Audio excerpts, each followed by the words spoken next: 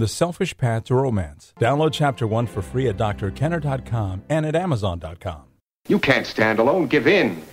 Learn to get along with people. Start to design the kind of buildings everybody else does. Then you'll be rich, you'll be famous, you'll be admired. You'll be one of us. Is that what disturbs you about me, Peter, that I want to stand alone? Is that it?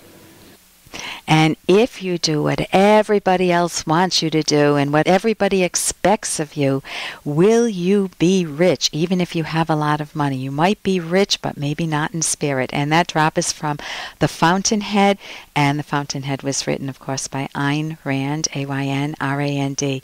And money, let's talk about becoming rich and money. And can money buy happiness? And we're going to talk a little bit about that today with Dr. Tara Smith. She's a professor of philosophy at the University of Texas at Austin. And Dr. Smith is the author of several books on ethics and a pamphlet, Money Can Buy Happiness. And that's a wonderful pamphlet, a real eye-opener. It doesn't ensure happiness, but it's a wonderful eye-opener, and that's available at amazon.com or at my website, drkenner.com. And I want to welcome you to the show, Dr. Smith. You've said that money can buy happiness, but it doesn't necessarily buy happiness in every case. Can you talk a little bit about that? Sure, and thanks so much for having me. I love getting to talk about this. The title of that pamphlet was deliberately provocative and trying to get people's attention. And literally, you can't buy happiness in the sense that you can buy my pamphlet on happiness or you can buy a suit off the rack. But we are so accustomed to the denunciation of money. Money is the root of all evil, and people are greedy and selfish, and they just want money. And really, that's the way that denunciation is used is as code and a shorthand to slam a person's self-interest more broadly. Oh, that's interesting. A lot of what held me to want to write in defense of money, which is central to people's actually being able to have happy lives. Now, you ask about exactly how it can play this role, and as I say in the article, money cannot guarantee happiness. But what money represents, money is just, the symbol, the medium through which people trade goods. But what it really stands for is goods.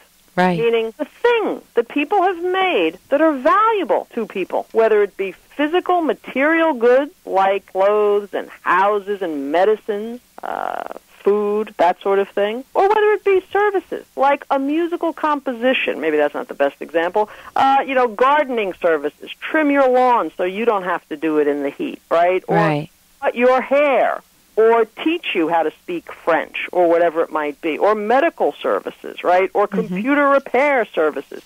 There are all sorts of valuable things, goods and services, that people produce. And if you are the kind of person who produces values, you will gain money, which will help you gain your happiness because you will have that money to then spend on the wonderful products of other people so that you can customize your experience to be more of what you want it to be, what makes your life satisfying. Right, and it can be, it doesn't necessarily buy happiness. People can spend their money improperly. They can buy drugs. They can go gamble with it. They can just throw their lives away, buy a lot of goods, a showy house where they don't value the house because they love that type of design, but because they can show it off to other people. They'll never get happy that way.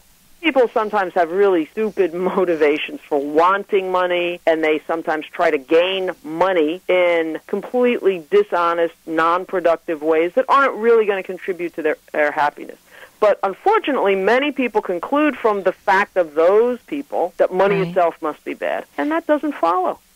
Okay. Look, medicines, good, wonderful medicine that help many, many people tremendously. Those can be misused, right? That doesn't mean there's something wrong with medicine. So just the fact that money per se can be misused is, a relatively superficial side issue. It doesn't get to the nature of what money is, where money comes from. There would be no money if there were no good, genuinely objective values that human beings created, thought up, and then went about actually bringing into existence that are valuable to other people that we want. That's why then we created this thing called money to get us past a barter system so that we could much more efficiently and effectively and productively exchange the wealth that we create. So that's really more at core what it is. So there's a confusion, though, because there are the people that you're referring to, the people who make the shoes or who make the air conditioning or the airplanes or the cars or the good food, the gourmet food, or even the McDonald's. They're the money makers, the money creators. And then there are the people who are... Hey, I got to interrupt this because we've got to pay some bills. 30 seconds, that's it. A very quick ad, and then Ellen will be back. Romance. Ugh. I wish guys knew more about what we want from a relationship. Boy, I wish I knew more about what I want. Where's that ad I saw? Here it is. The Selfish Path to Romance. A serious romance guidebook. Download Chapter 1 for free at selfishromance.com and buy it at amazon.com. The Selfish Path to Romance. That is interesting. They're the money makers, the money creators, and then there are the people who are the money appropriators. That's what you call them. And that's a really important distinction for people to have, that if you are a money creator, you can take and you make a legitimate product that's decent, then, it's not snake oil or whatnot, then you can feel proud of your wealth. Whereas if you're somebody who's taking money and a money appropriator, which would be what? The entitlement programs we have going now. What would be some examples?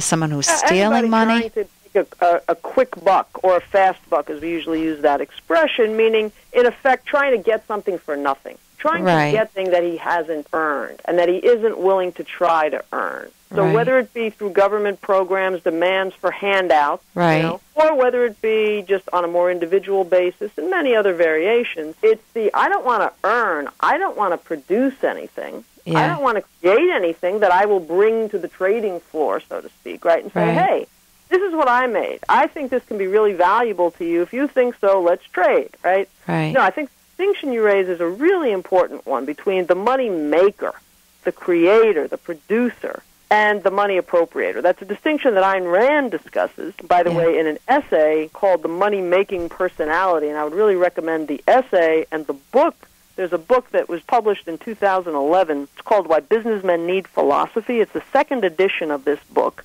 It is by no means useful only for people in business. There are a lot of good discussions of the essential character of money, and in one of these essays, Ayn Rand talks about this idea that a lot of people, because they have too superficial an understanding of what money is and where money comes from, they just want to get money, the currency, more cash as it were, by manipulating other people, by cheating other people. Or by stealing from mom's purse. And the Creator stands on his own judgment. The parasite follows the opinions of others. Okay, I think that's the point you're making. The Creator stands on his own judgment, and the parasite follows the opinions of others. Right, and he's just trying to manipulate what other people, to take unfair advantage of what other people have already created. So con artists, you have con value maker, the money maker. He brings a value to trade. Right. Now, I have examples in my life, and I'm sure you do, of someone who's poor and they're happy. I mean, they bring such joy to their life and their family's life. Can a poor person be happy? Yes, undoubtedly, a poor person can be happy. He can be happier if he has more money, because more money gives him more options. It gives him more choices about how to spend his time, what he has to do. But happiness isn't a function purely of how much money you have. We all also know about the rich people who aren't happy. Right. There's no necessary direct cause and effect correlation here. But, happiness is a matter of fundamentally how you lead your life. That's wonderful. And can you make another... It really comes from, am I leading my life in the kind of way that is in principle going to achieve my values? Okay, so sustained me, helped me to flourish. That's really what your happiness is a function of. So if the person's flourishing but they're an artist and they don't make a lot of money, they can certainly be happy, even if they don't have a mansion. So listen, I want to thank you so much for joining us today. If you want the pamphlet that Dr. Tara Smith has written, it's Money Can Buy Happiness, a fascinating read, a short pamphlet, and you can get it at Amazon.com or at my website, drkenner.com, DRKENNER.com. Thank you so much, Dr. Tara Smith, for joining us today. Thanks so much for having me.